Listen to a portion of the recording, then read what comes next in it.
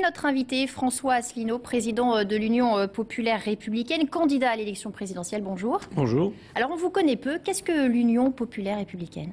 Eh bien, c'est un parti que j'ai créé bientôt il y a 5 ans, le 25 mars 2007, pour convier l'ensemble des Français, quelles que soient leurs origines ou quelles que soient leurs convictions politiques, à se rassembler pour sortir collectivement de l'Union européenne. Et nous avons d'ailleurs un article dans les traités européens, qui est l'article 50 du traité sur l'Union européenne, qui prévoit comment un État peut sortir de l'Union européenne. Alors justement, votre programme est simple, je vais le résumer, c'est sortir de l'Union européenne, sortir de l'euro, sortir de l'OTAN. Ça n'est pas uniquement cela, j'ai présenté un programme... Dans les grandes lignes. Dans les grandes lignes. Disons que c'est ce qui est le plus impressionnant peut-être pour quelqu'un qui nous découvre, mais il y a beaucoup d'autres choses. En fait, le programme que j'ai présenté le 3 décembre dernier s'inspire étroitement de celui du Conseil national de la résistance de 1944, mais évidemment mis au goût du jour. Je me permets d'insister sur quelque chose d'important. C'est que les sondages actuellement, vous le savez, d'ailleurs tous les journalistes le savent, prouvent qu'il y a entre 65 et 70% des Français qui considèrent que la campagne présidentielle n'est pas bonne, n'est pas satisfaisante. Qu'est-ce que ça veut dire? Ça veut dire que les Français ont compris qu'on ne leur parle pas des vrais sujets, que l'on ne va pas au fond des choses. Alors on s'intéresse un jour, par exemple, au quotient familial, le lendemain à la viande halal. Mais le peuple français, vous savez, j'ai beaucoup circulé en France depuis. Donc pour vous, les sujets de fond ne sont pas abordés, c'est ça, dans cette campagne? Parce qu'il y a un sujet de fond qui n'est pas abordé, c'est que nous allons élire des gens qui n'ont pratiquement plus de pouvoir. Voilà. Et la réalité de la situation, elle est là. Si je propose aux Français de sortir de l'Union européenne, ce n'est pas par nostalgie, ce n'est pas par xénophobie, bien entendu. C'est pour rétablir en France la démocratie. Si vous me permettez de prendre un exemple, on parle beaucoup, l'exemple de Florange par exemple, qui défraie l'actualité aujourd'hui, on parle beaucoup des fermetures d'usines. Énormément de Français se plaignent. Vous savez que nous perdons actuellement 800 emplois par jour ouvrable. Une usine en France ferme quasiment tous les jours. On a perdu 900 usines en 3 ans. Alors, que disent les candidats, dits grands candidats à la présidentielle? Ils font des promesses. Ils disent « je vais lutter contre ci ». Mais ça, tout le monde peut faire des promesses. Tout le monde peut dire « je vais lutter contre ça ». Qu'est-ce qui, moi, me distingue de tous les autres? C'est que je dis aux Français, nous n'avons plus le pouvoir de nous y opposer parce qu'il y a l'article 63 et l'article 32 du traité sur le fonctionnement de l'Union européenne qui organisent les délocalisations. L'article 63 interdit toute restriction aux échanges de capitaux.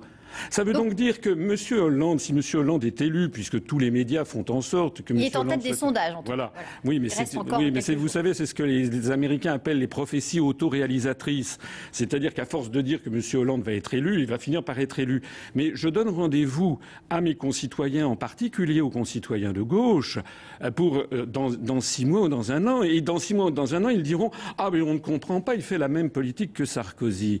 Non, ce qu'il faut comprendre, c'est que nous avons désormais, nous élisons, si j'ose dire, des marionnettes, des gens qui n'ont plus le vrai pouvoir. Le vrai pouvoir, il est à la Banque centrale européenne à Francfort, à la Commission européenne à Bruxelles et au Fonds monétaire international et à l'OTAN à Washington. Alors, l'Union européenne responsable de tous les maux et en tout cas de la crise que traverse la France, selon vous, vous racontez quand même que vous êtes un ancien Européen convaincu et que vous avez notamment voté pour Simone Veil à l'époque. C'est exact. Alors, qu'est-ce qui vous a fait changer d'avis et qu'est-ce qui fait que maintenant, finalement, l'Europe est bonne à acheter et Non, alors attendez, attendez, je ne dis pas que l'Europe est la cause de tous nos maux.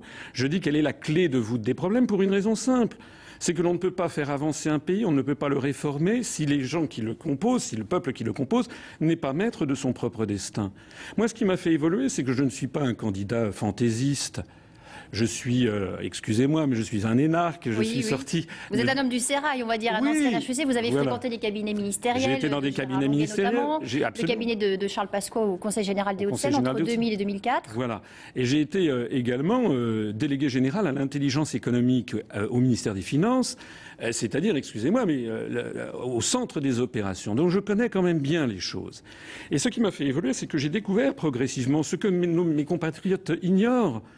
C'est que la quasi-totalité des décisions stratégiques qui sont prises en France, que ce soit en matière économique, sociale, monétaire, budgétaire, sont prises par l'Union européenne. C'est de ça qu'il s'agit et c'est de ça que je souhaite parler au cours de cette campagne présidentielle. Alors, on a bien compris qu'il était compliqué pour un petit candidat de se faire entendre dans cette campagne. Marine Le Pen médiatise son manque de signatures et ses parrainages. Vous en êtes où ? Eh bien écoutez, j'en ai suffisamment pour continuer à en chercher, suffisamment peu pour être très inquiet, parce que je ne suis médiatisé que depuis quelques jours. Tout le problème est là. À ce propos, vous parlez de Madame Le Pen, il y a d'autres personnes, je pense qu'elle aura ses parrainages, il y en a beaucoup d'autres qui en cherchent, et je voudrais insister sur un point très important. C'est que ni Madame Le Pen, ni Monsieur Mélenchon, ni Monsieur Dupont-Aignan, ni qui que ce soit ne propose ce que je propose, c'est-à-dire de sortir sereinement et juridiquement de l'Union européenne. Et j'ai évidemment beaucoup d'arguments à répondre à toutes les objections qui me sont faites. Merci beaucoup François Asselineau, président de l'Union populaire républicaine et candidat à l'élection présidentielle.